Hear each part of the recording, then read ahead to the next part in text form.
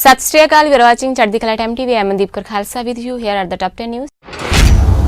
The US Citizenship and Immigration Service said it has reached congressionally mandated 65,000 H1B Visa cap for the fiscal year 2020 after it started receiving the applications for the most sought after work visa among foreign including Indian professionals. The H1B Visa is a non-immigrant visa that allows the US companies to employ foreign workers in specially occupations that require theoretical or expertise.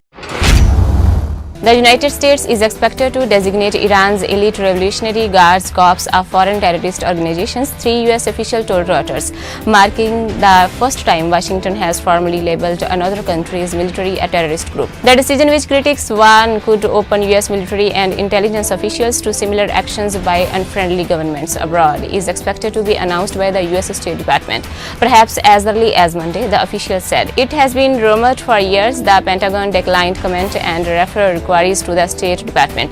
The State Department and White House also declined to comment.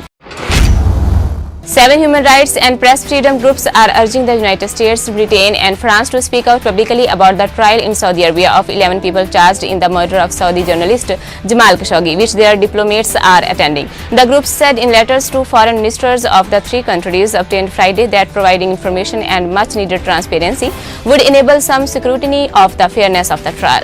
In addition to reinforcing the fair trial rights of the accused persons, the groups said making information public would guard against potential scapegoating of some individuals. US President Donald Trump paid a visit to the US-Mexico border on Friday following a week of confusing comments over whether he would shut it down. The president stopped in Calexico, California on Friday afternoon to tour replacement border fencing and participate in a border security roundtable. According to the Arizona Republic, the 2-mile stretch replacements barrier he will see was authorized prior to when he came into office, but a plaque on the bollards calls it the first section of President Trump's border wall. Boeing announced on Friday it would cut the production schedule of its 737 aircraft line following the 2 recent crashes that have seen the 737 MAX grounded worldwide. The aerospace giant's plans to trim productions to 42 planes per month starting in mid-April. Boeing shares tumbles after the disclosures, which was released just after the closing bell on Wall Street. Boeing also announced it was establishing an advisory panel to review its company-wide policies for designing and developing planes. China's marriage rate has been declining for 5 years in a row as the younger generation delay or has given up on marriage, according to official data. The marriage rate dropped from 9.9 per 100 people in 2013 to a 5-year low of 7.2 per 100 people in 2018. The National Bureau of Statistics and the Ministry of Civil Affairs said on Saturday.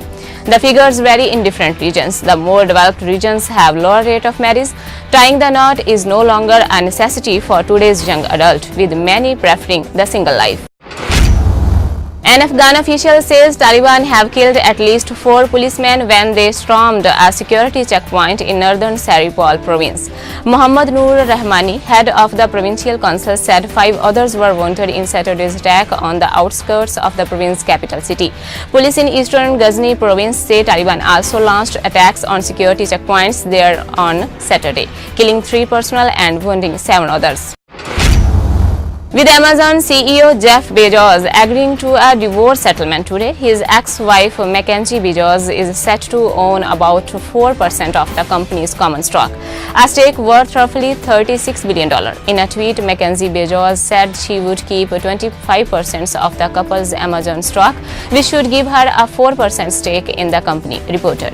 Happy to be giving him all of my interests in the Washington Post, Blue Origin and 75% of our Amazon stock plus voting control of my shares, she tweeted. Canadian Prime Minister Justin Trudeau on Friday warned of the risk of interference by Russia in Canadian parliamentary election scheduled for this fall. We have seen over the past number of years an increase in the interference or the implications of foreign actors in democratic processes, Trudeau told a news conference in Toronto. We saw very clearly that countries like Russia are behind a lot of divisive campaigns, a lot of divisive social media, spreads that have turned our politics even more divisive and more anger-filled than they have been in the past, he said. Floods in Iran since March have killed 70 people, the head of the emergency service said on Friday, according to officials. IRNA news agency. The floods also injured 791 persons, of which 45 are still hospitalized. The head of the National Emergency Medical Services Organization said. A report published on the EMS website showed the southern Fayaz province had the highest fatalities with 23 dead. That's all for today's Top 10 News. Thank you. Subscribe करें चढ़दी कला time TV को और latest update पाने के लिए press करें bell icon को।